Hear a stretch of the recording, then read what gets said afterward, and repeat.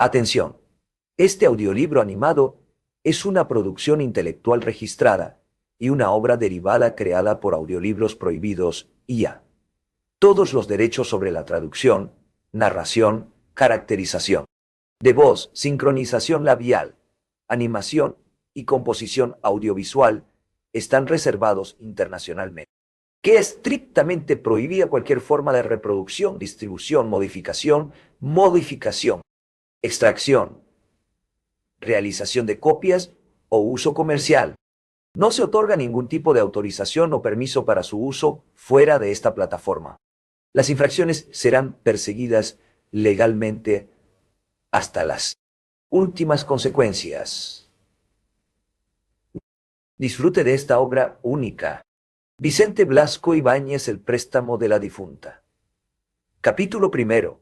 Cuando los vecinos del pequeño valle enclavado entre dos estribaciones de los Andes enteraron de que Rosalindo Ovejero pensaba bajar a la ciudad de Salta para asistir a la procesión del célebre Cristo, llamado el Señor del Milagro, fueron muchos los que le buscaron para hacer encomiendas piadosas. Y años antes, cuando los negocios marchaban bien y era activo el comercio entre Salta, las salitreras de Chile y el sur de Bolivia, siempre había arrieros ricos que por entusiasmo patriótico costeaban el viaje a todos sus convecinos, bajando en masa del empinado valle para intervenir en dicha fiesta religiosa. No iban solo. El escuadrón de hombres y mujeres a caballo escoltaba a una mula brillantemente enjaezada, llevando sobre sus lomos una urna con la imagen del niño Jesús, patrón del pueblecillo. Abandonando por unos días la ermita que le servía de templo, figuraba entre las imágenes que precedían al Señor del Milagro, esforzándose los organizadores de la expedición para que venciese por sus ricos adornos a los patrones de otros pueblos. El viaje de ida a la ciudad solo duraba 2 días. Los devotos del valle ansiaban llegar cuanto antes para hacer triunfar a su pequeño Jesús. En cambio, el viaje de vuelta duraba hasta 3 semanas, pues los devotos, expedicionarios orgullosos de su éxito, se detenían en todos los poblados del camino. Organizaban bailes durante las horas de gran calor, que a veces se prolongaban hasta medianoche, consumiendo en ellos grandes cantidades de mate y toda clase de mezcolanzas alcohólicas. Los que poseían el don de la improvisación poética cantaban con acompañamiento de guitarra, décimas, endechas y tristes, mientras sus camaradas bailaban la zamacueca chilena, el triunfo, la refalosa, la media caña y el gato, con relaciones intercaladas. Algunas veces este viaje, en el que resultaban más largos los descansos que las marchas, se veía perturbado por alguna pelea que hacía correr la sangre, pero nadie se escandalizaba, pues no es verosímil que una gente que va con armas y ha hecho viajes a través de los Andes pueda vivir en común durante varias semanas, bailando y bebiendo con mujeres, sin que los cuchillos se salgan solos de sus fundas. Ahora ya no habían arrieros gananciosos que dedicasen unas cuantas docenas de onzas de oro al viaje del niño Jesús y de sus devotos. Los más ricos se habían ido del pueblecillo, solo quedaban arrieros pobres, de los que aceptan un viaje al Paposo en Chile o a Tarija en Bolivia, por lo que quieren darles los comerciantes de Salta. Rosalindo Ovejero era el único que deseaba seguir la tradición, bajando a la ciudad para acompañar al Señor del Milagro en su solemne paseo por las calles. Desde que anunció su viaje, el rancho de adobes con techumbre sostenida por grandes piedras que había heredado de sus padres empezó a recibir visitas. Todos acompañaban su encargo con un billete de a peso. Las mujeres le narraban, sin perdonar detalle, las grandes enfermedades de que las había salvado la imagen milagrosa. Sus entrañas, dolorosamente quebrantadas por la maternidad, se habían tranquilizado después de varios emplastos de hierbas de la cordillera y de la promesa de asistir a la procesión del Cristo de Salta. Ellas no podían hacer el viaje, como en otros años, pero Rosalindo iba a representarlas, pues el Señor del Milagro es bondadoso y admite toda clase de sustituciones. Lo importante era pagar un cirio para que ardiese en su procesión. Tomá, hijo, y cómpralo de los más grandes, decían las mujeres al entregarle el dinero. Te pido este favor porque fui muy amiga de tu pobre mamá. Después iban llegando los varones, pobres, arrieros, curtidos por los vientos glaciales de la cordillera que derriban a las mulas. Algunos, durante las grandes nevadas, habían quedado aislados meses enteros en una caverna, lo mismo que los náufragos que se refugian en una isla desierta, teniendo que esperar la vuelta del buen tiempo, mientras a su lado morían los compañeros de hambre y de frío. Tomá, Rosalindo, para que me lleves un bo sirio detrás del Señor. Él y yo sabemos lo mucho que le debo. Todos mostraban una fe inmensa en este Cristo, que había llegado al país poco después de los primeros conquistadores españoles, a través de las soledades del Pacífico, en un cajón flotante, sin vela ni remo, el cual fue a detenerse en un puerto del Perú. La imagen había escogido a Salta como punto de residencia, y desde entonces llevaba realizados miles y miles de milagros. Pero las gentes sencillas de la cordillera no aceptaban que esta divinidad omnipotente traída por los blancos pudiese vivir sola, y su imaginación había creado otras divinidades secundarias. Respetaban mucho al Cristo de Salta, pero les inspiraba más miedo la viuda del farolito, una bruja que se aparecía de noche con un farol en una mano a los arrieros, perdidos en los caminos. El que la encontraba debía hacer inmediatamente sus preparativos para irse al otro mundo, pues seguramente ocurriría su muerte antes de que se cumpliese un año. Rosalindo, ovejero, contó los encargos antes de salir de su casa. Eran 14 cirios los que debía llevar en la procesión, y él solo se creía capaz de sostener 8, 4 en cada mano, metidos entre los dedos. Luego pensó que siempre encontraría en los despachos de bebidas de Salta algún amigazo de buena voluntad que quisiera encargarse de los restantes, y emprendió el camino montado en un jaco que por el boletón de tiempo del voto de Danilo montado en un jaco, momento era toda su fortuna.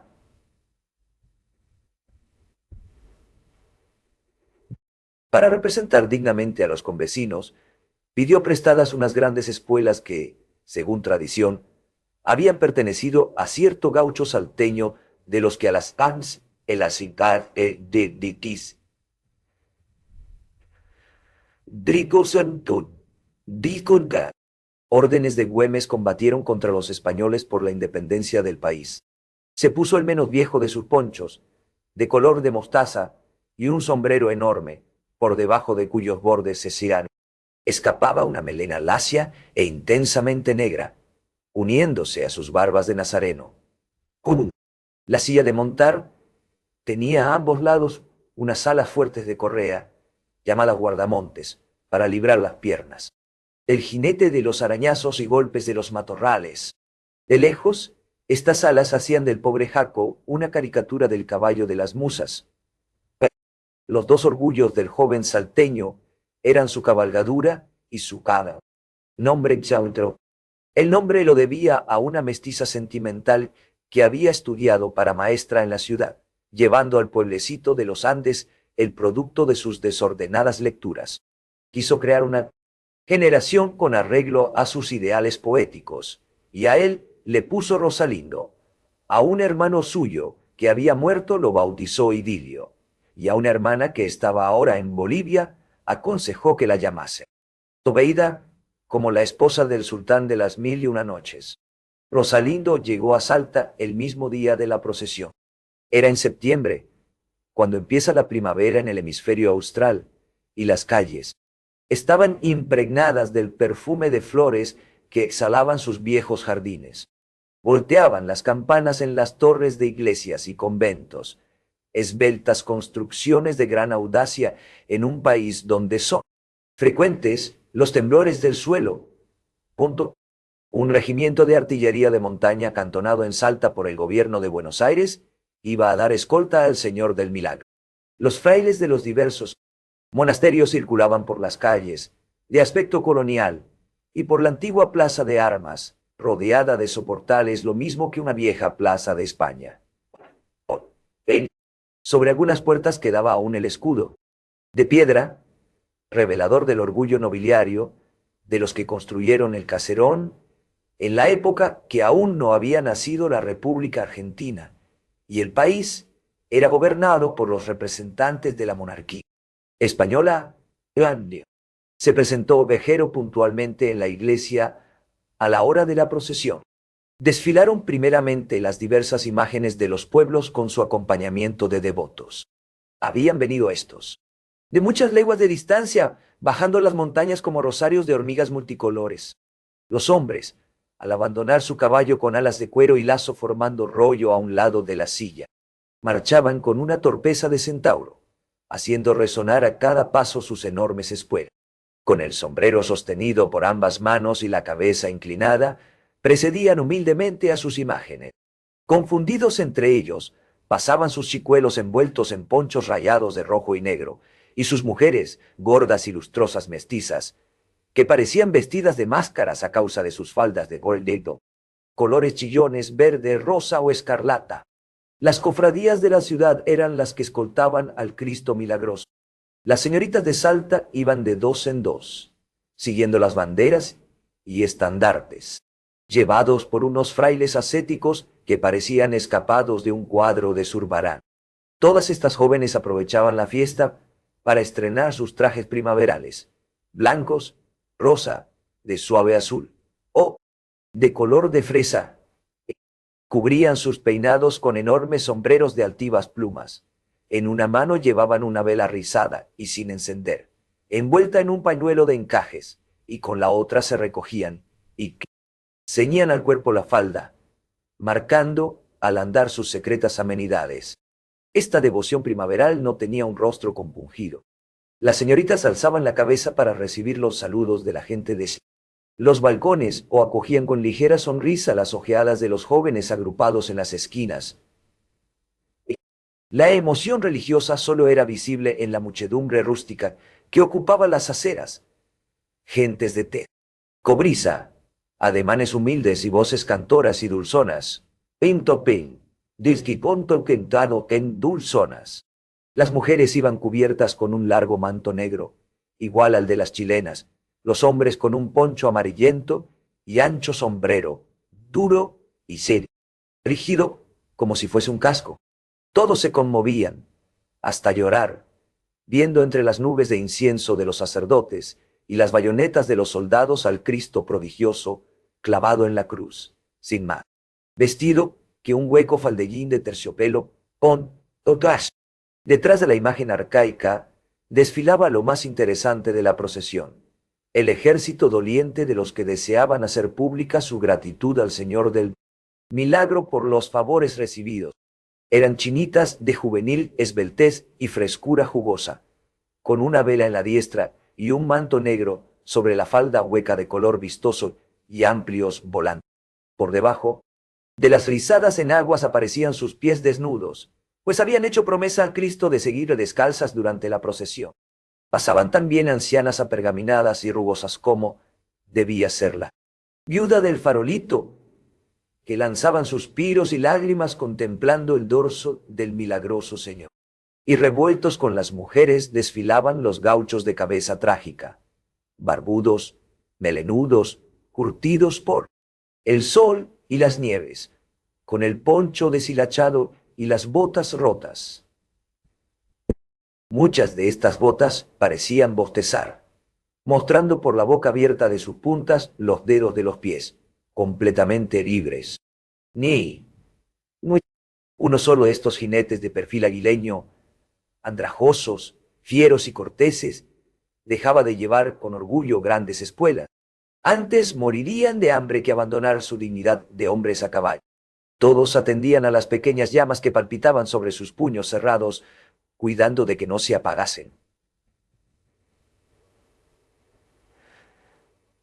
Algunos llevaban hasta 4 velas encendidas entre los dedos de cada mano, cumpliendo así los encargos de los devotos ausentes.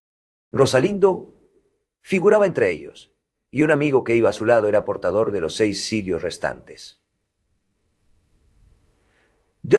Los dos, por ser jóvenes, procuraban marchar entre las panos Ultimate continuum gana per carbontare diciano y TTC. Este miti que necesitamos feltizar de botas de mejor aspecto. Ovejero no había dudado un momento en cumplir fielmente los encargos recibidos. Con la imagen milagrosa no valían trampas. Únicamente se permitió comprar los cirios más pequeños que los deseaban sus convecinos, reservándose la diferencia del precio para lo que vendría después de la procesión. Los entusiastas del Cristo, que no habían podido comprar una vela, necesitaban hacer algo en honor de la imagen, y metían un hombro debajo de sus andas para ayudar a los portadores. Pero eran tantos los que se aglomeraban para este esfuerzo superfluo y tan desordenados sus movimientos, que el Señor del Milagro se balanceaba, con peligro de venirse al suelo, y la policía creía necesario intervenir, ahuyentando a palos a los devotos excesivos. Cuando terminó la procesión, Rosalindo apagó los 14 cirios, calculando lo que podrían darle por los cabos. Luego, en compañía de su amigo, se dedicó a correr las diferentes casas de alegría existentes en la ciudad. En todas ellas se bailaba la zamacueca, llamada en el país la chilenita. Cerca de medianoche, sudorosos de tanto bailar y de las numerosas copas de aguardiente de caña fabricado en los ingenios de Tucumán que llevaban bebidas, entraron en una casa de la misma especie, donde al son de un arpa bailaban varias mujeres con unos jinetes de estatura casi gigantesca. Eran gauchos venidos del Chaco conduciendo rebaños, hombretones de perfil aguileño y maneras nobles, que recordaban por su aspecto a los jinetes árabes de las leyendas. El arpa iba desgranando sus sonidos cristalinos, semejantes a los de una caja de música, y los gauchos saltaban acompañados por el retintín de sus espuelas, persiguiendo a las mestizas de bata flotante que balanceaban cadenciosamente el tallo, agitando en su diestra el pañuelo, sin el cual es imposible bailar la chilenita. Los punteados románticos del arpa tuvieron la virtud de crispar los nervios de Rosalindo, agriándole la bebida que llevaba en el cuerpo. Su amigo experimentó una sensación igual de desagrado, y los dos dieron forma a su malestar, hasta convertirlo en un odio implacable contra los gauchos del Chaco. ¿Qué venían a hacer en Salta, donde no habían nacido? ¿Por qué se atrevían a bailar con las mujeres del país? Los dos sabían bien que estas mujeres bailaban con todo el mundo, y que las más de ellas no eran de la tierra.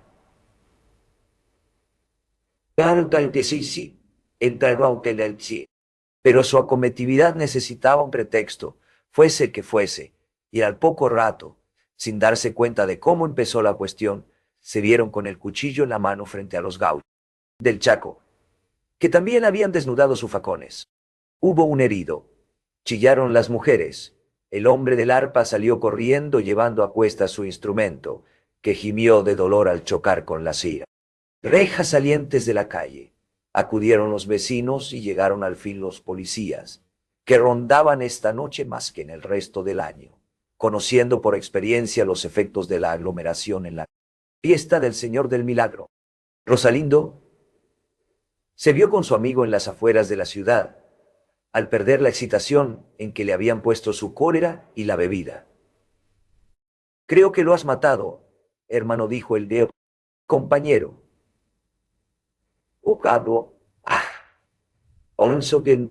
Y como era hombre de experiencia en estos asuntos, le aconsejó que se marchase a Chile, si no quería pasar varios años alojado gratuitamente en la penitenciaría de Salta. Todas las mujeres de la Casa Alegre, así como los gauchos, habían visto perfectamente cómo daba Rosalindo la cuchillada al herido. Además, su arma había quedado abandonada en el lugar de la pelea. El camino para huir no era fácil. Tendría que atravesar la Quebrada del Diablo, siguiendo después un sendero abrupto a través de los Andes, hasta llegar al puerto del Pacífico, llamado el Paposo. Muchos chilenos, huyendo de la justicia de su país, hacían este viaje, y bien podía él imitarlos por idéntico motivo, siguiendo la misma travesía, pero en sentido inverso. Rosalindo intentó ir a la mísera posada donde había dejado su caballo, pero cuando estaba cerca de ella, tuvo que retroceder, avisado por el fiel camarada. La policía, más lista que ellos, estaba ya registrando los objetos de la pertenencia de Ovejero, entreteniendo así su espera hasta que se presentase el culpable. Hay que huir, hermano, volvió a aconsejar el amigo. Juzgaba peligrosa. Después de esto, la ruta más corta que conduce a la provincia de Copiapó, en la vecina República de Chile. Era camino muy frecuentado por los arrieros y la policía podía darle alcance, ya que no tenía montura. Lo acertado era tomar el camino más duro y abundante en peligros, pero que solo frecuentan los de a pie. Como su ausencia iba a ser larga y le era preciso ganarse el pan, resultaba preferible esta ruta, pues al término de ella encontraría las famosas salitreras chilenas, donde siempre hay falta de hombres para el trabajo y a veces se pagan jornales inauditos. Rosalindo conocía de fama este camino, llamado del despoblado. Detrás del tal despoblado se encontraba algo peor, la terrible puna de Atacama, un desierto de inmensa desolación, donde morían los hombres y las bestias, unas veces de sed, otras de frío, y en algunas ocasiones caían, abrumadas por el viento. Ahora el siguiente es decir, abrumadas por el viento. Ovejero se guardó las espuelas en el cinto, renunciando a su dignidad de jinete, para convertirse en peatón. Si tienes suerte, continuó el camarada, tal vez en 20 días o en 1 mes llegues al puerto de Cobija o a las salitreras de Antofagasta. Hay arrieros que han hecho el camino en ese tiempo. Y con la ternura que inspira el amigo en pleno infortunio, le dio su cuchillo y toda la pequeña moneda que pudo encontrar en los diferentes escondrijos de su traje. Toma, hermano, lo mismo harías tú por mí si yo me hubiese desgraciado. Que el Señor del Milagro te acompañe. Y Rosalindo Ovejero volvió la espalda a la ciudad de Salta, tomando el camino del despoblado. Capítulo 2. Lo conocía sin haber pasado nunca por él, como conocía todos los caminos y senderos de los Andes, donde hombres y cuadrúpedos son menos que hormigas, trepando lentamente por las arrugas y las aristas de unas montañas tan altas que impiden ver el cielo. Su padre se había dedicado a arrieraje, y todos sus antecesores vivieron del ejercicio de la misma profesión. Llevaban productos del país a los puertos del Pacífico, para traer en sus viajes de vuelta objetos de procedencia europea, pues Buenos Aires y los demás puertos argentinos están muy lejos. En su casa, Rosalindo solo había oído hablar de peligrosos viajes a través de los Andes y de la altiplanicie desolada del Atacama. Después, en su adolescencia, fue de ayudante con algunos arrieros, cuidando las mulas en los malos pasos para que no se despeñase. En estos viajes, por las interminables soledades, no temía a los hombres ni a las bestias. Para el vagabundo predispuesto a convertirse en salteador, tenía su cuchillo, y también para el puma león de las altiplanicies desiertas, no más grande que un mastín, pero que el hambre mantiene en perpetua ferocidad, impulsándole a atacar al viajero. Lo único que le infundía cierto pavor en esta naturaleza grandiosa y muda, a través de la cual habían pasado y repasado sus ascendientes, eran los poderes misteriosos y confusos que parecían moverse en la soledad. Ovejero tenía un alma religiosa a su modo y propensa a las supersticiones. Creía en el Cristo de Olteyanesichicán, Salta, pero al lado de él seguía venerando a las antiguas divinidades indígenas, como todos los montañeses del país. El Señor del Milagro disponía indudablemente del poder que tienen los hombres blancos, dominadores del mundo, pero no por esto la Pachamama dejaba de ser la reina de la cordillera y de los valles inmediatos, como muchos siglos antes de la llegada de los españoles. La Pachamama es una diosa benéfica que está en todas partes y lo sabe todo, resultando inútil querer ocultarle palabras ni pensamientos. Representa la madre tierra, y todo arriero que no es un desalmado cada vez que bebe, deja caer algunas gotas, para que la buena señora no sufra sed. También, cuando los hombres bien nacidos se entregan al placer de mascar coca, empiezan siempre por abrir con el pie un agujero en el suelo y entierran algunas hojas. La Pachamama debe comer, para que el hambre no la irrite, mostrándose vengativa con sus hijos. Rosalindo sabía que la diosa no vive sola. Tiene un marido que es poderoso, pero con menos autoridad que ella, un dios semejante a los reyes consortes en los países donde la mujer puede heredar la corona. Este espíritu omnipotente se llama el Tata Coquena y es poseedor de todas las riquezas ocultas en las entrañas del globo. Muchos naturales del país se habían encontrado con los dos dioses cuando llevaban sus arrias por los desfiladeros de los Andes, pero siempre ocurría tal encuentro en día de tempestad, como si los dioses solo pudieran dejarse ver a la luz de los relámpagos y acompañados por los truenos que ruedan con un estallido interminable de montaña en montaña y de valle en valle. La Pachamama y el Tata Coquena eran arrieros. ¿Qué otra cosa podían ser, poseyendo tantas riquezas? Los que les veían no alcanzaban a contar todas las recuas de llamas, enormes como elefantes, que marchaban detrás de ellos. Las petacas o maletas de que iban cargadas estas bestias gigantescas estaban repletas de coca, precioso cargamento, que emocionaba más a los arrieros de la cordillera que si fuese oro.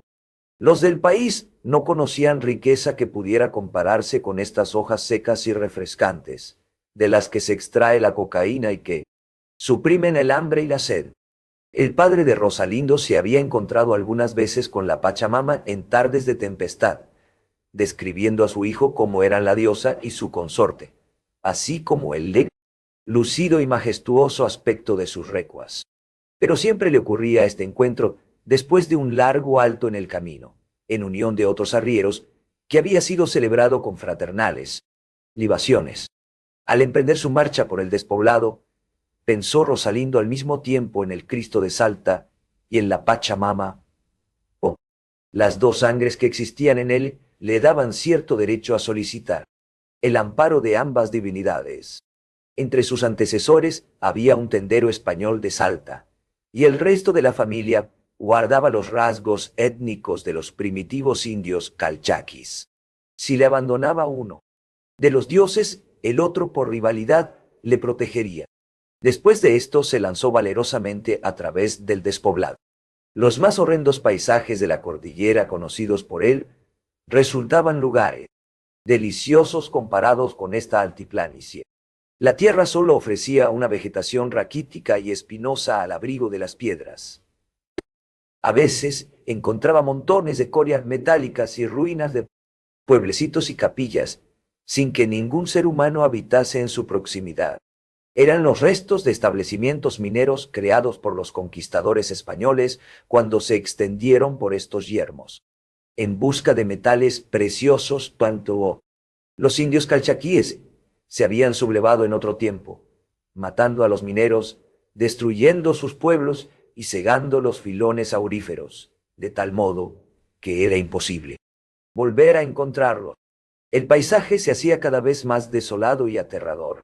Sobre esta altiplanicie, donde caía la nieve en ciertos meses, sepultando a los viajeros, no había ahora el menor rastro de humedad. Todo era seco, árido y hostil.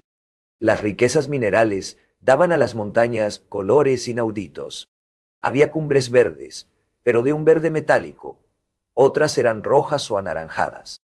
En ciertas oquedades existía una capa blanca y profunda, semejante al sedimento de un lago, cuyas aguas acabasen de solidificarse. Estos lagos secos eran de borato clara. Caminó después días enteros sin encontrar ninguna vegetación. Únicamente en las quebradas secas crecían ciertos cactos del tamaño de un hombre, rectos como columnas espinosas, pinte, ilian, Estos cactos, vistos de lejos, daban la impresión de filas de soldados que descendían por las laderas en orden abierto. Rosalindo, en las primeras jornadas, encontró las chozas de algunos solitarios del despoblado. Eran pastores de cabras el rebaño del pobre. Realizaban el milagro de poder subsistir, ellos y sus animales, sobre una tierra estéril. Más adelante ya no encontró ninguna vivienda humana. La soledad absoluta, el silencio de las tierras muertas, la profundidad misteriosa de la carencia de toda vida, se abrieron ante sus pasos para cerrarse inmediatamente, absorbiéndolo. Para darse nuevos ánimos, recordaba lo que había oído algunas veces sobre los primeros hombres blancos que atravesaron este desierto. Eran españoles con arcabuces y caballos, guerreros de pesadas armaduras que no sabían a dónde les llevaban sus pasos e ignoraban igualmente si la horrible puna de Atacama tendría fin. Su jefe se llamaba Almagro y había abandonado a Pizarro en el Perú para atravesar esta soledad aterradora, descubriendo al otro lado del desierto la tierra, que luego se llamó Chile. ¡Qué hombres, pucha!, pensaba Rosalindo, y se consideraba con mayores fuerzas para continuar el viaje. Él, a lo menos, sabía con certeza a dónde se dirigía, y encontraba todos los detalles topográficos del terreno, de acuerdo con los informes que le había proporcionado su camarada y los solitarios establecidos en los linderos del desierto. Ninguno de estos, al darle hospitalidad en su vivienda, le hizo preguntas indiscretas. Adivinaban que huía por haberse desgraciado, y como este infortunio le puede ocurrir a todo hombre que usa cuchillo, se limitaron a dar explicaciones sobre el rumbo que debía seguir, añadiendo algunos pedazos de carne de cabra seca, para que no muriese de hambre en su audaz travesía. Cuando hubo consumido todas sus vituallas, no por esto perdió el ánimo. Mientras conservase una bolsa que llevaba pendiente de su cinturón, no temía al hambre ni a la sed. En ella llevaba su provisión de coca, alimento maravilloso para los indígenas, porque da la insensibilidad de la parálisis y suspende el tormento de las necesidades, esparciendo a la vez por todo el organismo un alegre vigor. Gracias a este anestésico considerado en el país como un manjar de origen divino, podría vivir días y días sin que el hambre ni la sed dificultasen su viaje. Buscaba al cerrar la noche el abrigo natural de las piedras o de los muros en ruinas que revelaban el emplazamiento de algún establecimiento minero arrasado 2 siglos antes. Solo reanudaba su marcha con la luz del sol, para ir guiándose por las señales que le habían indicado, evitando el litán, perderse en esta tierra monótona, sin árboles, sin casas, sin ríos, que le pudiesen servir de punto de orientación. Lo que más le preocupaba era la posibilidad de que se levantase de pronto uno de los terribles vientos glaciales que barren la puna. Mientras la atmósfera se mantuviese tranquila, no se consideraba en peligro de muerte. El frío huracán, en esta altiplanicie donde es imposible encontrar refugio, resultaba tan temible como la nieve que sepulta. La rarefacción de la atmósfera representaba igualmente una fatiga mortal para los que cruzaban por primera vez las altiplanicies andinas. Pero Deo, ovejero, habituado a respirar en las grandes alturas, estaba libre del llamado mal de la puna. Tenía el corazón sólido de los montañeses y su pecho dilatado le permitía respirar sin angustia en unas tierras situadas a más de 3000 metros sobre el océano. Una mañana adivinó que había llegado al punto más culminante y difícil de su camino. 2 o 3 jornadas más allá empezaría su descenso hacia el Pacífico. Debo estar cerca de la difunta Correa, pensó. Conocía de fama a la difunta Correa, como todos los hijos de la tierra de Salta, Antopún. Era una pobre mujer que se había lanzado a través del desierto a pie y con una criatura en los brazos. Su deseo era llegar a Chile en busca de un hombre, tal vez su marido, tal vez un amante que la había abandonado. Los vientos glaciales de la Puna,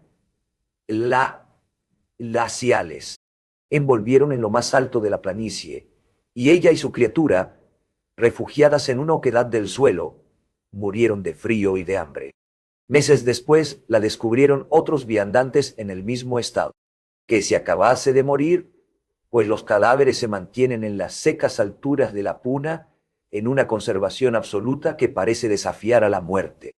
La piedad de los vagabundos andinos abrió una fosa en el suelo estéril para enterrar a esta mujer, apellidada Correa, y a su niño, colocando sobre los cadáveres un montón de piedras como rústico monumento.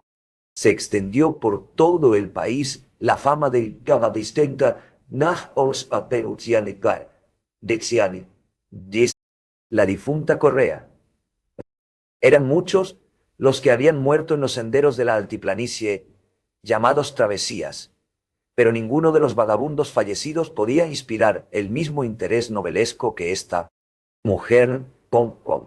La tumba de la difunta Correa fue en adelante el lugar de orientación para los que pasaban de Salta a Chile. Todo viandante se consideró obligado a rezar una oración por la difunta y a dejar una limosna encima de su sepulcro. Uno de los solitarios del despoblado se instituyó a sí mismo administrador póstumo de la difunta, y cada 6 meses o cada año hacía el viaje hasta la tumba, para incautarse de las limosnas, dedicándolas al pago de misas. Este asunto era llevado con una probidad supersticiosa. El dinero de las limosnas permanecía meses y meses sobre la tumba, sin que los hagan confure, pues tindiale, guardando razón de color popular, o en cántico anticoxente dinero. Viajeros, en su mayor parte hombres de tremenda historia, os hacen tocar la más pequeña parte del depósito sagrado. Muy al contrario, todos procuraban dar, aunque solo fuesen unos centavos, por creer que una limosna a la difunta Correa era el medio más seguro de terminar el viaje felizmente. Rosalindo encontró al fin la tumba. Era un montón de piedras adosado a otras piedras que parecían la base de un novaz. Muro desaparecido.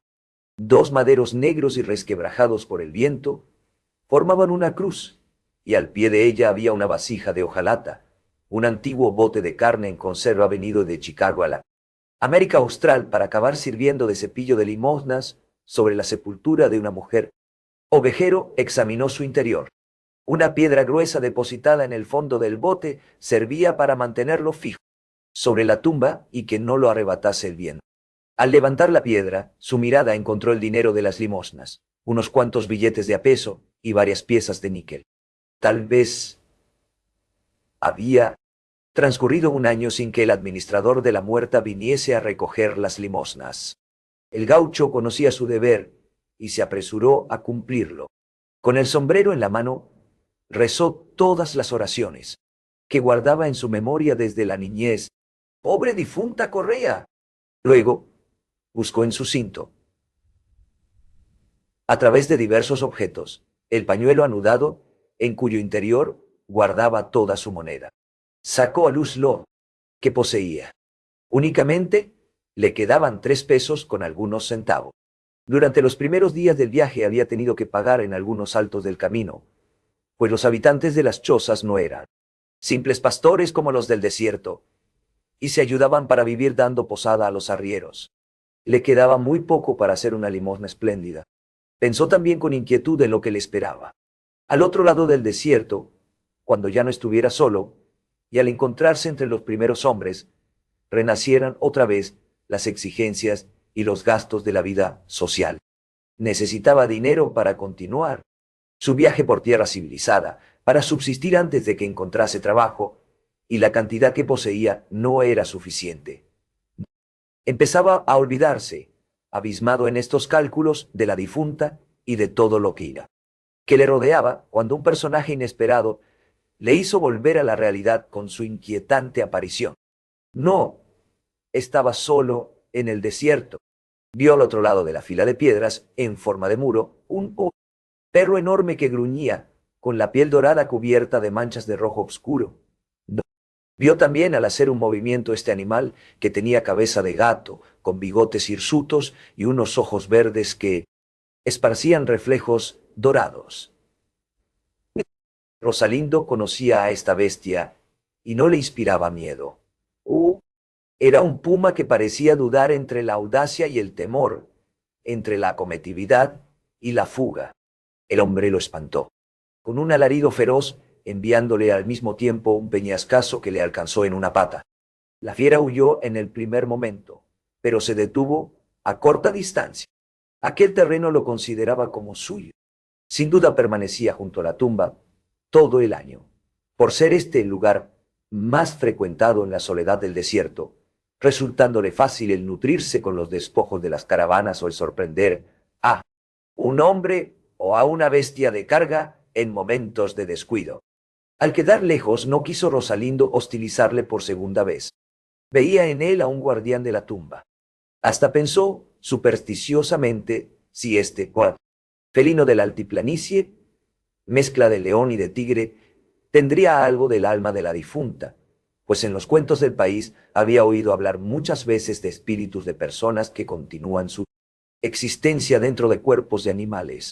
Dejó de ocuparse del puma para seguir mirando el bote de las limosnas. Una idea digna de ser tenida en cuenta acababa de surgir en su pensamiento en el mismo instante que le distrajo la presencia de la fiera. Él estaba vivo y tenía poco dinero. En cambio, la difunta Correa estaba muerta hacía años y no necesitaba comer ni le era forzoso ir a Chile como él. Aquellas limosnas iban a quedar meses y meses debajo del pedrusco, hasta que se le ocurriese venir al encargado de recogerlas. No podían ser un negocio honrado la difunta y él. Rosalindo no quiso aceptar ni por un instante la idea de apoderarse de este dinero. Por ser de una muerta tenía un carácter sagrado y además representaba cierta cantidad de misas para la salvación eterna de la Sofía, madre y su criatura. Pero era posible una operación de crédito entre los dos, que no resultaba completamente nueva. Sabía por los arrieros y peatones de los Andes para lo que servían muchas veces estas tumbas con su depósito de limosnas. Como abundan las sepulturas en las diversas travesías de la cordillera, los viandantes faltos de recursos se llevan con toda reverencia el dinero dedicado a los difuntos, pero dejando a estos un recibo con la promesa solemne de devolverles una cantidad mayor. Ovejero pensó que él podía hacer lo mismo. La difunta Correa era una buena mujer y aceptaría, seguramente desde el fondo de su tumba de piedras, este préstamo. Él, por su parte, siempre había sido fiel a su palabra y además empeñaba su firma. Lo que se llevase lo devolvería quintuplicado. Y la difunta iba a ganar como réditos de la operación un gran número de misas. Con la tranquilidad que comunica la pureza de la intención, fue recogiendo toda la moneda depositada en el fondo del bote. La A contó 8 pesos y 40 centavos. Luego buscó en su cinto un lápiz corto y romo, arrancando también un pedazo de papel de un diario viejo de Salta, Planto. La redacción del documento fue empresa larga y no difícil. En su niñez había figurado entre los mejores alumnos de la escuela de su pueblecillo, pero siempre consideró la ortografía como el más horripilante de los tormentos de la juventud a causa de la diferencia entre letras mayúsculas y minúsculas. En el borde blanco del periódico declaró que tomaba a préstamo de la difunta Correa la expresada cantidad, comprometiéndose a devolvérsela sobre la náhuatl Sadato Contigui de devolvérsela sobre la sí.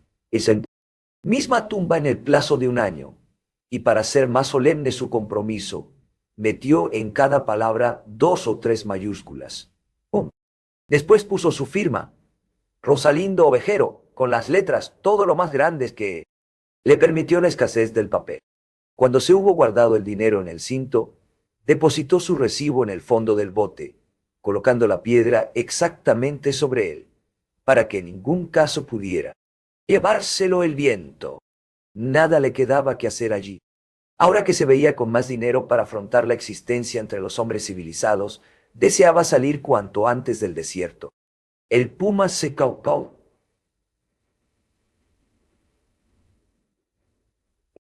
Había ido aproximando con un gruñido hipócrita, como si esperase verle de espaldas para caer sobre él. Rosalindo se inclinó, enviándole otro peñascazo que le hizo huir por segunda vez de aquella tumba, que consideraba como su guarida. Continuó el gaucho su marcha. Al día siguiente, vio unos guanacos salvajes que corrían por el límite del horizonte. La vida vegetal y animal empezaba a reaparecer en el desierto. En los días siguientes los guanacos salieron a su encuentro formando manadas, y los matorrales fueron más espesos y altos. La atmósfera resultaba más respirable. El terreno iba en descenso. La semana siguiente, el fugitivo de Salta encontró hombres y durmió en viviendas que formaban míseros pueblos. Siguió bajando y al fin encontró el camino que se remonta a Bolivia y que en dirección opuesta iba a conducirle a la costa del Pacífico. Capítulo 3. Pasó cerca de un año trabajando en las explotaciones salitreras establecidas por los chilenos en la costa del Pacífico. Vivió unas veces cerca de Antofagasta, otras en Iquique y hasta en Arica, junto a la frontera del Perú. El trabajo no era extremadamente duro y se ganaban buenos jornales. Europa necesitaba abono para sus campos. Especialmente en Alemania, los arenales del Brandeburgo se negaban a dar patatas y remolachas si no recibían antes la nutrición del azogue solidificado en las llanuras chilenas. Todos los pueblos vivían entonces en paz y era preciso aumentar la producción del suelo para que una humanidad exuberante en demasía no se quedase sin comer. Llegaban vapores y veleros a los puertos del Pacífico, cargados de carbón, y partían semanas después, llevando sus bodegas repletas de salitre. Miles y miles de hombres trabajaban en el arranque de esta tierra blanca contenedora de un excitante fertilizador. Los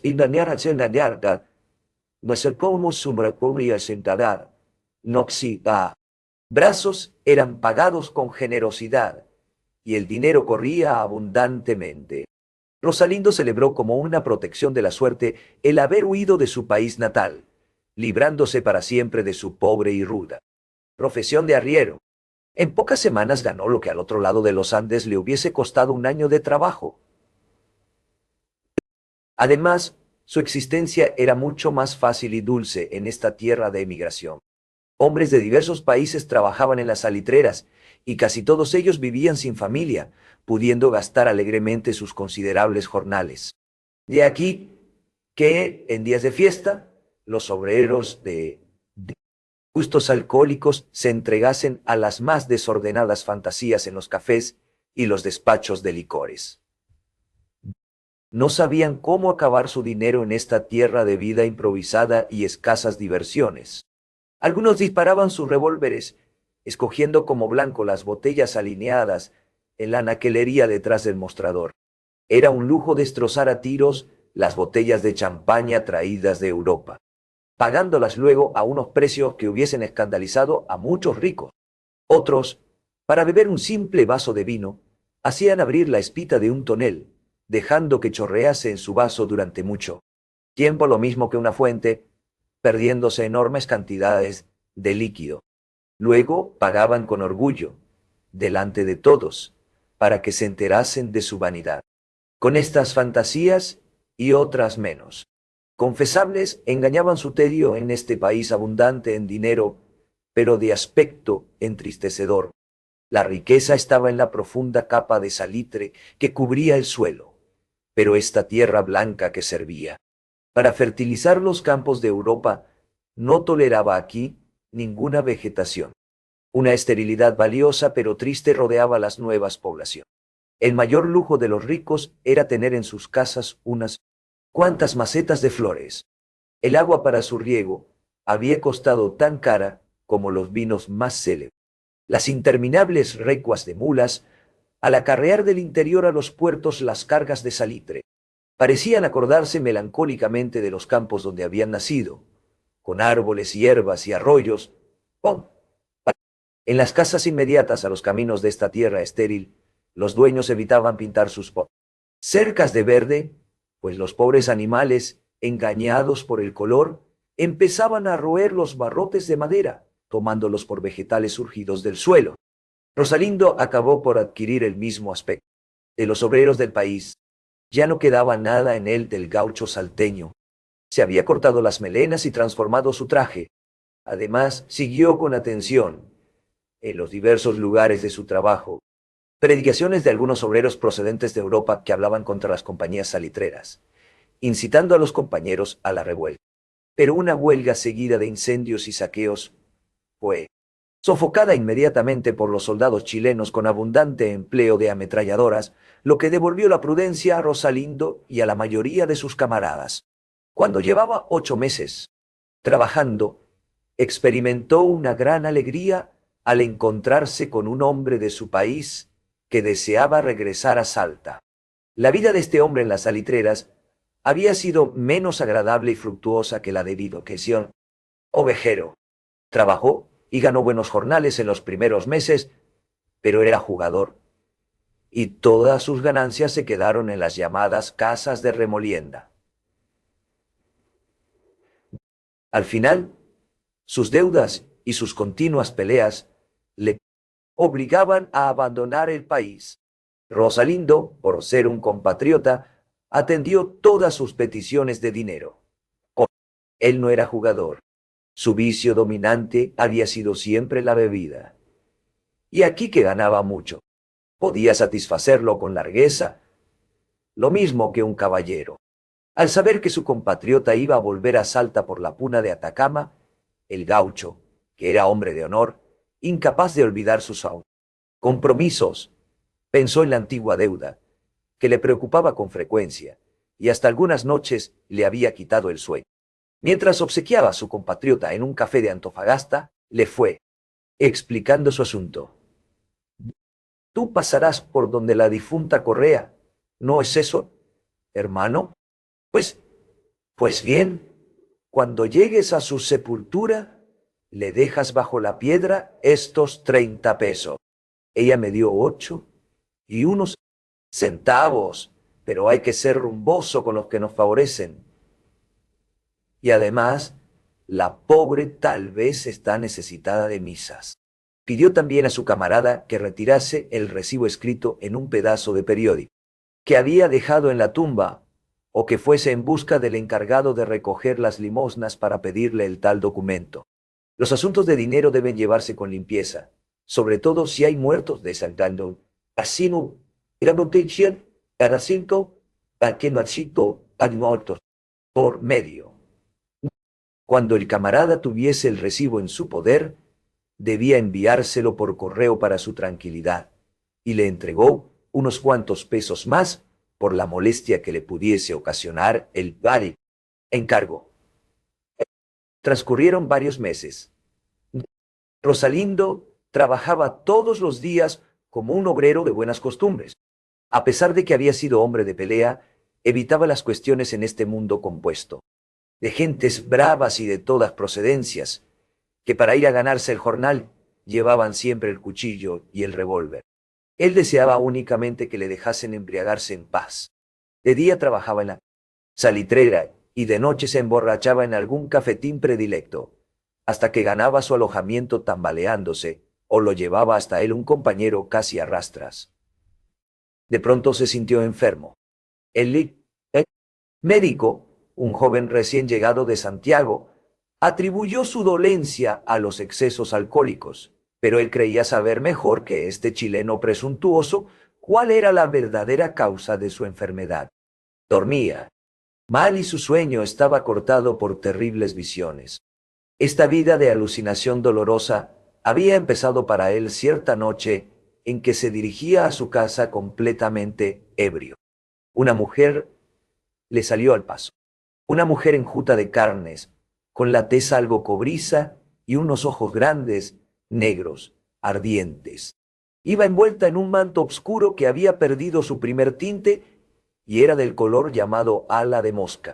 Agarrado a una de sus manos, marchaba un niño cuya cabeza apenas le llegaba a las rodillas. Rosalindo no conocía a la difunta Correa, ni jamás encontró a alguien que pudiera describírsela.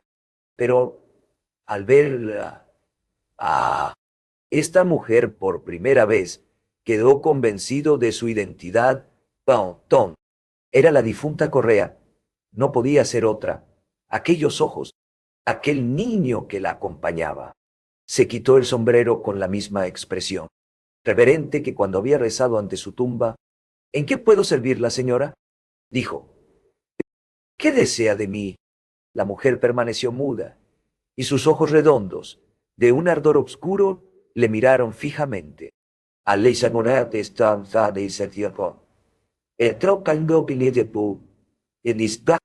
Entrar en su casucha, cerró la puerta, y la difunta, siempre con su niño de la mano, se filtró a través de las maderas.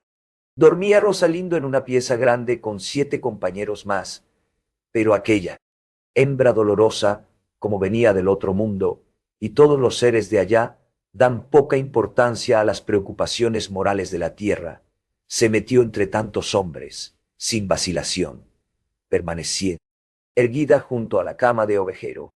Cada vez que éste abría los ojos, la encontraba frente a él, inmóvil, rígida, mirándole con sus pupilas ardientes y fijas, no alteradas por el más leve parpadeo. Ah, la mañana siguiente, el gaucho creyó haber atinado con la explicación de este encuentro.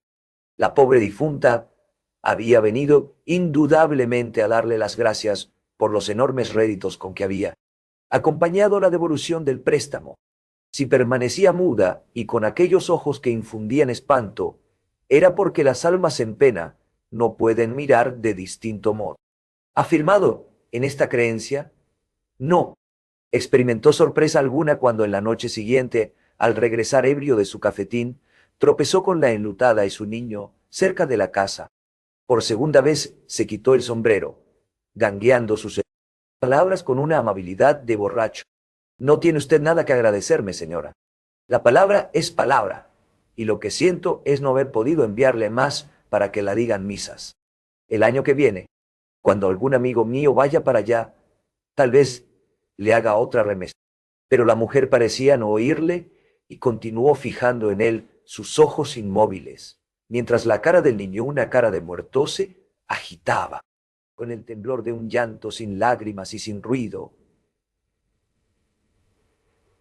Y la difunta le acompañó otra vez hasta su cama, manteniéndose inmóvil junto a ella, y desapareciendo únicamente con las primeras luces del amanecer. Este encuentro se fue repitiendo varias noches. Rosalindo bebía cada vez más, viendo en el alcohol un medio seguro de sumirse en el sueño y evitar tales visiones. Pero contra su opinión, las visitas de la difunta se hacían más largas, así como él aumentaba su embriaguez. Algunas veces, hasta en pleno sol, cuando trabajaba en el arranque de las rocas de salitre, la difunta surgía frente a él durante sus minutos de descanso. En vano le dirigía pregunta. La enlutada era muda y únicamente sabía mirarle con sus pupilas redondas y severas, mientras el niño continuaba su eterno llanto sin té, humedad y sin eco. Hay en este asunto algo que no comprendo, pensaba Rosalindo. ¿No le habrá entregado a aquel amigazo el dinero que le di? Se dedicó a averiguar el paradero de su compatriota. Pensó por un momento si se habría quedado con los pesos que le entregó para la muerta, pero inmediatamente repelió tal sospecha. Su camarada, aunque algo bandido y de perversas costumbres, era muy temeroso de Gu. Dios e incapaz de ponerse en mala situación con las ánimas del purgatorio, a las que tenía gran respeto y no menos miedo. Al fin, un vagabundo que iba de boliche en boliche por las diversas salitreras, para robar con sus malas artes de jugador el dinero de los trabajadores, le dio noticias sobre el desaparecido, después de repasar los recuerdos de su propia vida complicada y aventurera. A su amigo lo habían matado meses antes en un despacho de bebidas cerca de la cordillera, cuando se dirigía desde Cobija a tomar el camino de la Puna. La cuchillada mortal había sido por cuestiones de juego. El gaucho, que no quería dudar de que la difunta hubiese recibido su préstamo con todos los intereses, quedó aterrado al recibir esta noticia. Empezó a calcular los meses transcurridos desde que dejó su Recibo en la tumba del desierto. Hizo un gesto de satisfacción, como si acabase de resolver un problema difícil, al convencerse de que iba transcurrido más de un año, plazo que él mismo fijó en su papel. Por tanto, la difunta tenía derecho a reclamar. Ahora comprendía sus ojos severos fijos en él, y la expresión dolorosa de aquella carita de muerto, que lloraba y lloraba con el tormento de un hambre del ley. Otro mundo, por faltarle el sustento de las misas, y él, que despilfarraba sus jornales en bebidas y otros vicios menos confesables, estaba retardando la salvación de estos dos seres infelices aleces, no devolverles un dinero que necesitaban para la salud de su alma. Deseó que llegase pronto la noche y se le apareciese la difunta para darle sus explicaciones de deudor honrado. Pero, por lo mismo que su deseo era vehemente, no pudo encontrarla en las cercanías de su casucha por más vueltas que dio en torno de ella, y eso que en la presente noche, para evitar palabras confusas y tergiversaciones en el negocio, había bebido muy poco. Fue cerca de la madrugada cuando Ovejero, que había conseguido dormirse, la vio al abrir sus ojos. Señora, la falta no es mía, es de un amigo que se ha dejado matar, perdiendo mi dinero, pero yo pagaré. O voy a buscar a alguien que se encargue de devolver el préstamo, aunque tenga que costearle los gastos de viaje. Además, aumentaré los intereses. No pudo seguir hablando. La difunta desapareció con su niño, como si la hubiesen tranquilizado estas promesas. Huía tal vez igualmente de los gritos y blasfemias de los otros obreros, que habían sido despertados por Rosalindo al hablar en voz alta. Estaban irritados contra el salteño, porque todas las noches mostraba predilección en su borrachera por conversar con una mujer invisible. Y esta noche, en vez de hablar buenamente, había dado gritos. Todos ellos empezaron a tener por loco a su camarada. En mucho tiempo no volvió Ovejero a encontrarse con su acreedora. Esta ausencia le parecía natural. Bueno, natural. Las almas del otro mundo no necesitan esforzarse para conocer lo que hacen los vivos, y ella sabía que su deudor se ocupaba en devolverle el préstamo. Trabajó horas extraordinarias, bebió menos, fue reuniendo economías, pues deseaba hacerse perdonar con su generosidad el retraso en el pago de la deuda. Al mismo tiempo buscaba un hombre que se encargase de ir a depositar la cantidad sobre la tumba del desierto.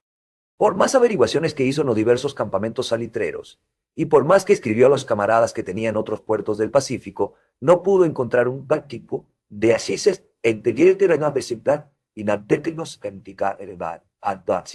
viajero que se propusiera volver al norte de la Argentina siguiendo el desierto de Atacama. Tendré que enviar un hombre a mis expensas, pensó. Esto será caro, pero no importa. Lo principal es dormir conmigo. Tranquilidad y que no se me aparezca la pobre difunta llevando el niño de la mano. ¡Ay, el niño! Con su llanto silencioso y su carita de muerto. Este era el que le aterraba más en la lúgubre visión. La mujer le infundía respeto, pero no miedo, mientras que solamente al recordar el llanto extraño del hijo sentía correr un espeluznamiento da pavor por todo su cuerpo. Era necesario redoblar su trabajo para reunir el dinero y encontrar un hombre que lo llevase hasta la tumba. Y este hombre lo encontró al fin. Capítulo cuarto. Era un chileno viejo llamado señor Juanito. Pero las gentes del país, siempre predispuestas a cortar las palabras, solo dejaban dos letras del tratamiento respetuoso a que su edad le daba derecho, llamándole ño Juanito. Siempre que abría su boca, dejaba sumido a Ovejero en una resignada humildad. Su admiración por el viejo era tan grande que consideró detalle de poca importancia el hecho de que no hubiese atravesado nunca la puna de Atacama, ni conociera el lugar donde estaba el sepulcro de la difunta Correa. Un hombre de sus méritos solo necesitaba unas cuantas explicaciones para hacer lo que le encargasen, aunque fuera en el otro extremo del planeta. Había vivido en la perpetua manía ambulatoria de algunos rotos chilenos, que llevan de la infancia a la muerte una existencia vagabunda. Deleitaba a Rosalindo contándole sus andanzas en el Japón. Vida de marinero a bordo de la flota turca y sus expediciones, siendo niño a la California, en compañía de su padre, cuando la fiebre del oro arrastraba ya a gentes de todos los países. Lo que podía importarle a un hombre de su temple lanzarse por la puna de Atacama hasta dar con la tumba de la difunta Correa. Cosas más difíciles tenía en su historia, y no iba a ser la primera ni la décima vez que atravesase los Andes, pues lo había hecho hasta en pleno invierno, cuando los senderos quedan borrados por la nieve, y ni los animales se atreven a salvar la inmensa barrera cubierta de blanco. Escuchaba con impaciencia los detalles facilitados por Rosalindo, al que llamaba siempre el cuyano, apodo que los chilenos dan a los argentinos. No añadas más, decía. Desde aquí veo con los ojitos cerrados el rumbo que hay que seguir y la sepultura de la difunta, como si no hubiese visto otra cosa en mi vida. Pero hablemos de cosas más interesantes, cuyano. ¿Cuánto piensas enviar a esa pobre señora? No. El gaucho, teniendo en cuenta lo que iba a costarle el mensajero, insistía en repetir un envío de 30 pesos. Pero ño Juanito protestaba de la cifra, juzgándola mezquina. Piensa que la difunta te está aguardando hace muchos meses. A saber lo que llevará penado en el purgatorio por no haber recibido tu dinero a tiempo. Tal vez le faltaban unas misas nada más para irse a la gloria. ¿Y tú se las has retardado? Creo, cuyano, que deberías rajarte hasta 50 pesos. Rosalindo acabó por aceptar la cifra, ya que este desembolso iba a librarle de nuevos encuentros con la difunta. Más difícil fue llegar a un acuerdo con ño Juanito sobre sus gastos de viaje. Por menos de 100 pesos, no se movía de su tierra natal. Él era muy patriota, y como estaba viejo, solo por una suma decente podía correr el riesgo de que lo enterrasen fuera de Chile. Además, era justo que el cuyano lo indemnizara por los grandes perjuicios profesionales que iba a sufrir, y enumeró todas las tabernas, llamadas pulperías, y todas las casas de remolienda, donde por la noche tocaba la guitarra cantando cuecas y relatando cuentos verdes. Tú mismo puedes ver cómo buscan en todas partes años. Juanito, y eso te permitirá apreciar el dinero que pierdo por servirte, pero lo hago con gusto, porque me eres simpático, cuyano. Y el gaucho, convencido de que no debía insistir, se dedicó a juntar la cantidad acordada para que el viaje se realizase cuanto antes. Al fin, entregó un día los 150 pesos a ño Juanito. Mañana mismo, dijo el viejo, salgo para la puna. Y recto, me planto. No más en la tumba de esa señora. No añadas explicaciones. Conozco la travesía. Antes de un mes me tienes aquí con el recibo. Y se marchó. Ovejero pasó unos días en plácida tranquilidad. Seguía bebiendo, pero esto no le impedía trabajar briosamente, pues le era necesario reunir nuevas economías después de permitirse el lujo de enviar un emisario especial al desierto de Atacama. Aunque volvió muchas noches a su casucha, tambaleándose o apoyado en el brazo de un compañero, jamás le salía al encuentro la mujer del manto negro llevando el niño de una mano. Tampoco despertaba a sus camaradas. Durante la noche, con los monólogos de un ensueño violento, transcurrió un mes sin que regresase el viejo. Rosalindo no se alarmó por esta tardanza. El tal ño Juanito era un aventurero aficionado a cambiar de tierras, y tal vez había encontrado la de Salta muy a su gusto y andaba por las casas de alegría de la ciudad, tañendo su guitarra y haciendo bailar la chilenita a las mestizas hermosotas. Pero al transcurrir el segundo mes sin que llegase carta, Ovejero se mostró inquieto. Precisamente así que perdió su tranquilidad. La mujer del manto con el niño al lado volvió a aparecérsele. Tenía los ojos más redondos y más ardientes que antes. Su cara era más enjuta y cobriza, como si estuviese tostada por las llamas del purgatorio. Y el niño, ay, el niño. El gaucho no podía mirarle sin un estremecimiento de terror. Uco. En vano habló a gritos para que le entendiese esta mujer que parecía sorda y muda, concentrando toda su vida en la mirada. ¿Qué ocurre, señora? Yo he enviado el dinero. ¿No ha visto usted a Juanito? Pero un estallido de maldiciones le cortó la palabra, haciendo huir a la visión. ¡Cállate, villano del demonio! Le gritaban los compañeros de alojamiento. Ya estás, hablando otra vez de la difunta y de la plata.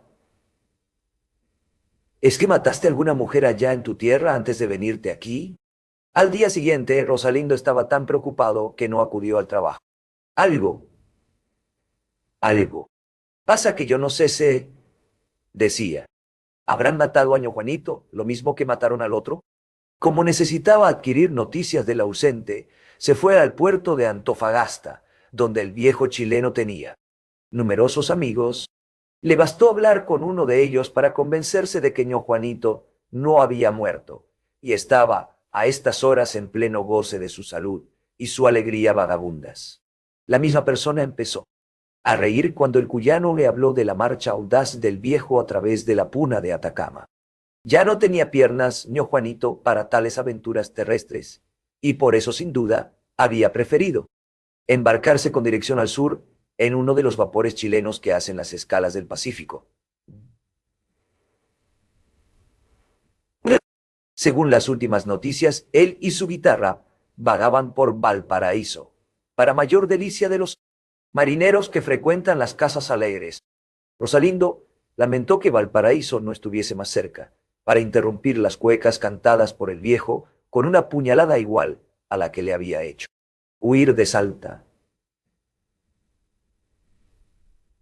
El sacrificio de los 150 pesos resultaba inútil, y la difunta vendría a turbar de nuevo sus noches con aquella presencia muda que parecía absorber su fuerza vital, dejándole al día siguiente anonadado por una dolencia inexplicable.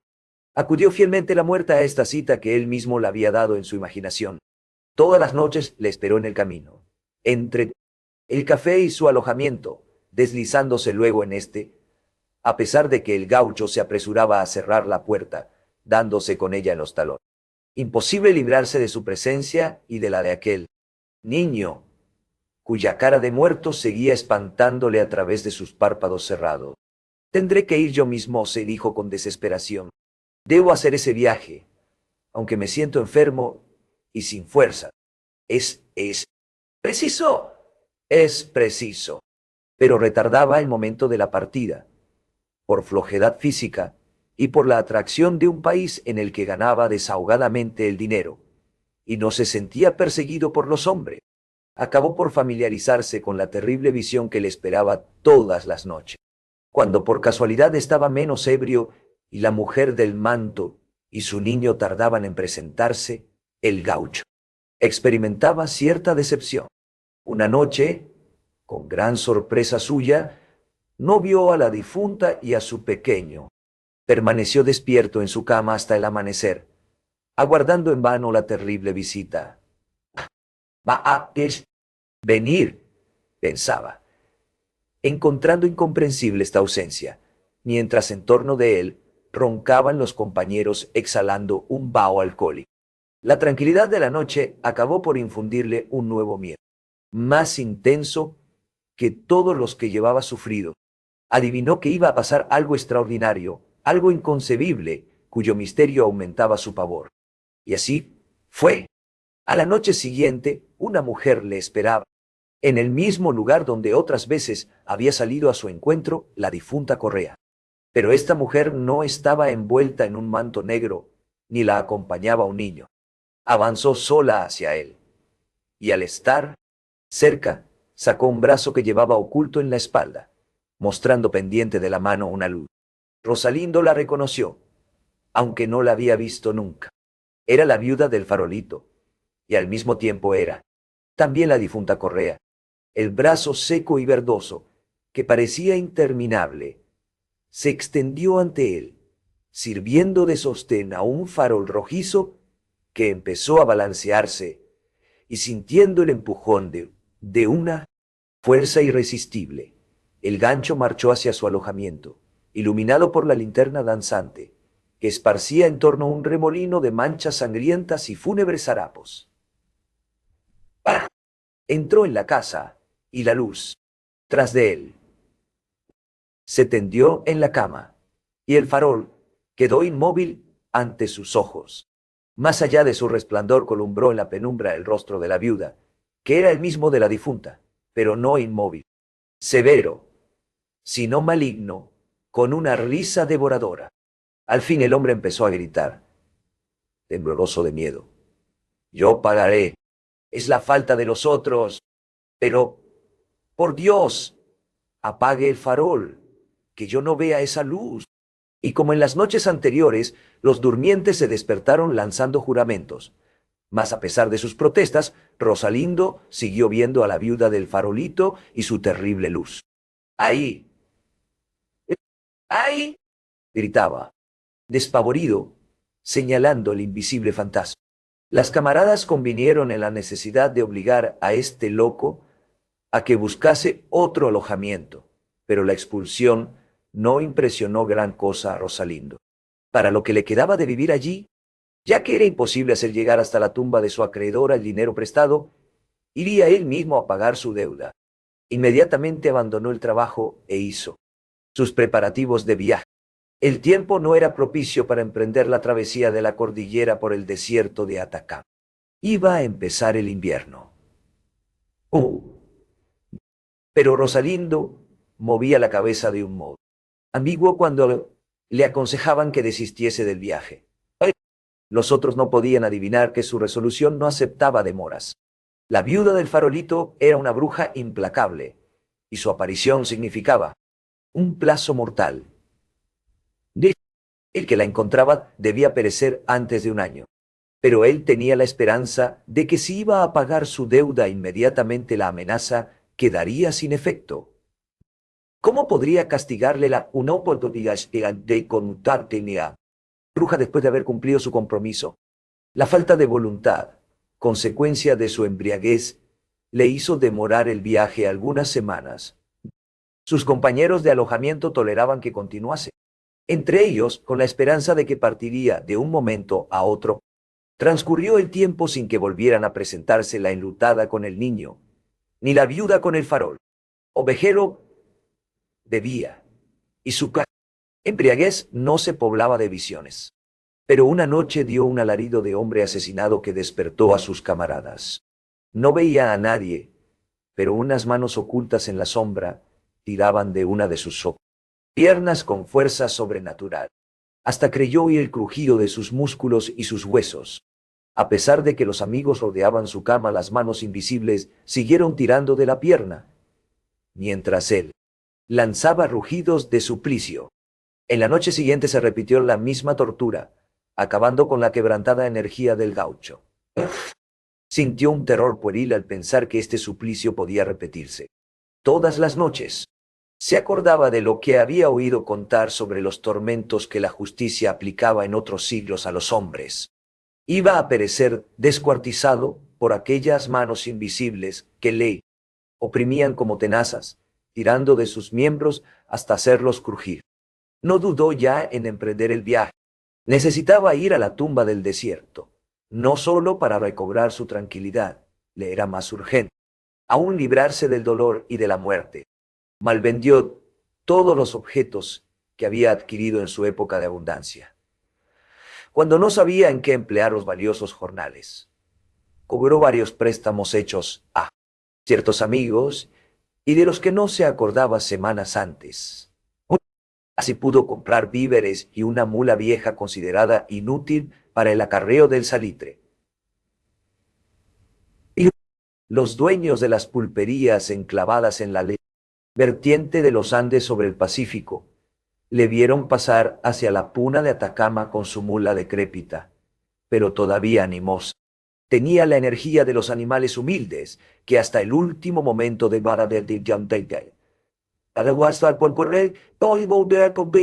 hasta el último momento. Su existencia acepta la esclavitud del trabajo. En vano aquellos hombres dieron consejos al gaucho para que volviese atrás. Un viento glacial soplaba en la desierta extensión de la altiplanicie. Los Últimos arrieros que acababan de bajar de la puna declaraban el paso inaccesible para los que vinieran detrás de ellos. Rosalindo seguía adelante. Todavía encontró en los senderos de la vertiente del Río Pacífico a un arriero boliviano con poncho rojo y sombrero de piel que guiaba una fila de llamas, cada una con 2 paquetes en los lomos. Venía huyendo de los huracanes del altiplanicie. No, no, pase, dijo el indio. Créame y siga camino conmigo. Allá arriba es imposible que pueda vivir un cristiano. El diablo se ha quedado de señor para todo el invierno. Pero Ovejero necesitaba ir al encuentro del diablo para hacerse amigo de él y que no lo atormentase más. Siguió adelante hasta llegar a la terrible puna.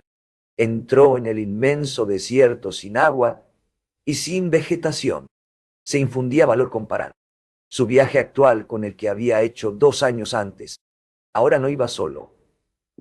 Una mula llevaba los víveres necesarios para un mes de viaje.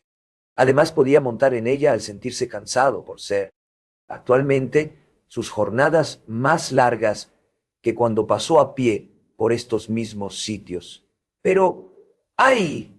Entonces, aunque no tenía víveres, contaba con el vigor de la coca, o mejor dicho, con la fuerza de una juventud sana que había ido disolviéndose allá abajo, en la orilla del mar.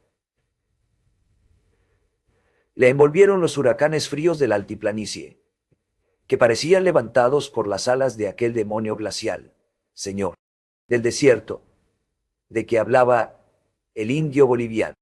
La mula se negaba algunas veces a marchar, temiendo que el huracán la echase al suelo, pero el gaucho se agarraba a su lomo para no verse derribado, igualmente por el viento, y pinchaba al animal con la punta del cuchillo, obligándola así a reanudar su trote. ¡Adelante! ¡Adelante! Marchaba como un sonámbulo, concentrando toda su voluntad en el pilsión. Deseó de llegar pronto a la tumba. Pasó días enteros sin tocar las alforjas de víveres. No sentía hambre, y detenerse a comer representaba una pérdida de tiempo. Hacía alto al cerrar la noche para no perderse en la oscuridad, pero apenas extendían las primeras luces del amanecer sobre este mundo desierto, reanudaba la marcha. Su pan se lo pasaba a la mula, dándole además generosamente los piensos guardados en un saco sobre las ancas del animal. Podía comerlos todos. Lo importante era que continuase marchando.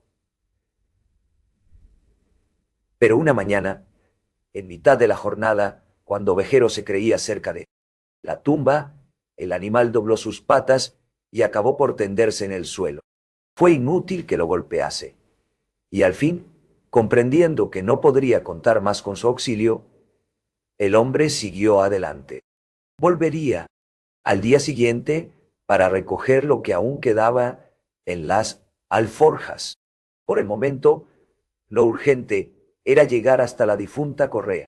Al marchar solo, sin el resguardo proporcionado por el cuerpo de la porcenua mula, se vio envuelto en las trombas que giraban sobre la desolada inmensidad, levantando columnas de una arena cortante, polvo de rocas.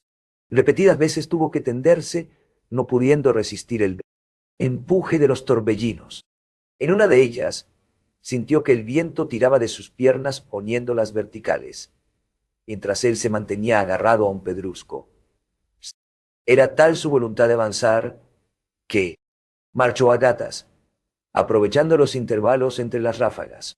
Hubo una larga calma, y entonces caminó verticalmente, reconociendo algunos detalles del paisaje que indicaban la proximidad del lugar buscado por él. Consideraba como una salvación poder marchar incesantemente. El frío de la altiplanicie había penetrado hasta sus huesos, dejándole yertos los brazos. En torno de su boca, el aliento se convertía en escarcha. Los pelos de su bigote y de su barba se habían engruesado con una costra de hielo. Todo el calor de su vida parecía concentrarse en su cabeza y sus piernas. Ya distinguía la pila de pedruscos semejante a las ruinas de una pared.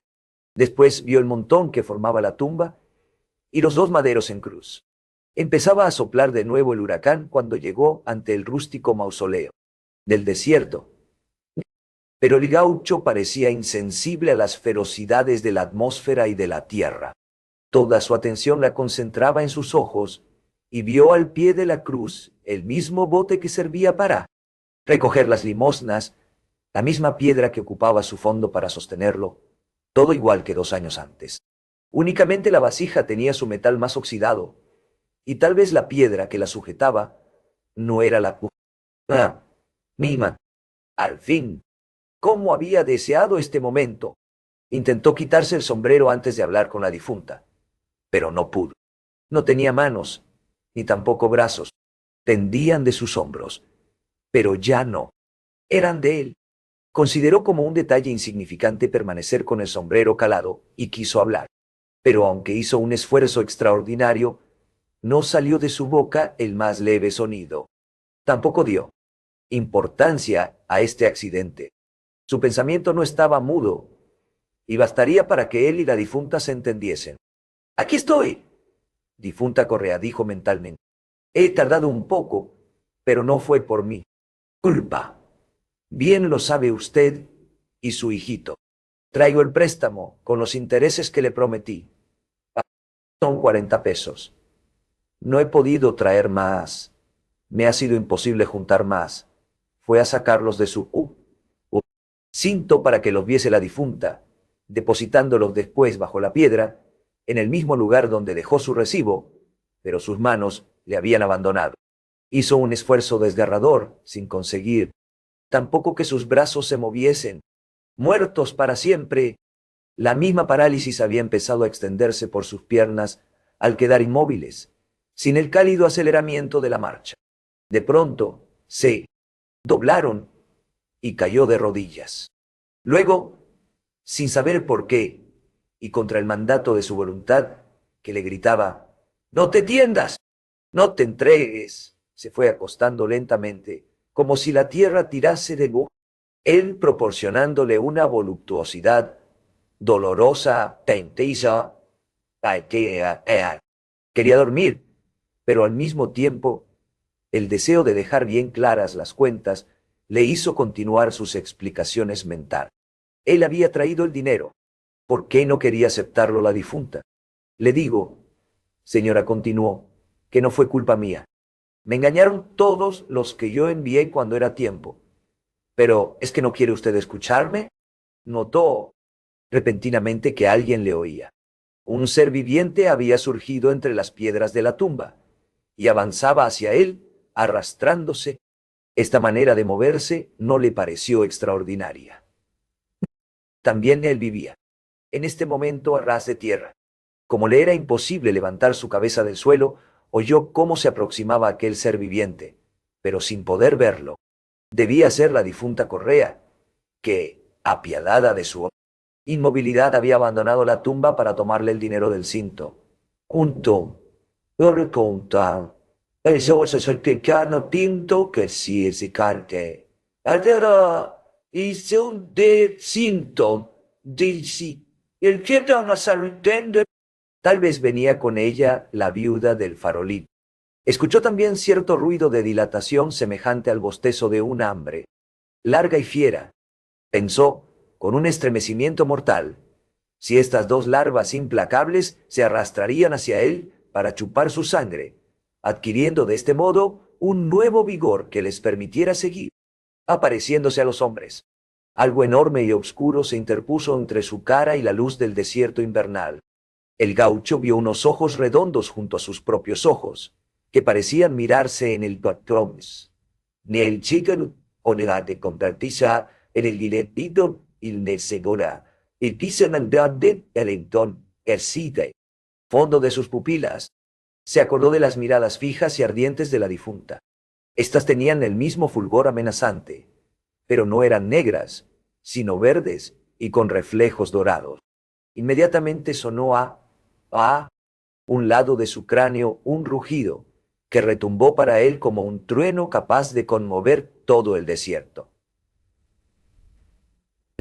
Se abrió ante sus pupilas un abismo invertido de color de púrpura, con espumas babeantes, erizado de conos de marfil, unos agudos, otros retorcidos, Al mismo tiempo, sobre su pecho cayeron dos columnas duras como el hueso, apretándole contra la tierra, manteniéndolo en la inmovilidad de la mesa. Presa vencida era el puma. Atención. Este audiolibro animado es una producción intelectual registrada y una obra derivada creada por Audiolibros Prohibidos. Todos los derechos sobre la CIA. Traducción, narración, caracterización de voz, sincronización labial, animación y composición audiovisual están reservados internacionalmente. Queda estrictamente prohibida cualquier forma de reproducción, distribución, modificación, extracción, realización de copias o uso comercial. No se otorga ningún tipo de autorización o permiso para su uso fuera de esta plataforma. Las infracciones serán perseguidas legalmente hasta las últimas consecuencias. Disfrute de esta obra única.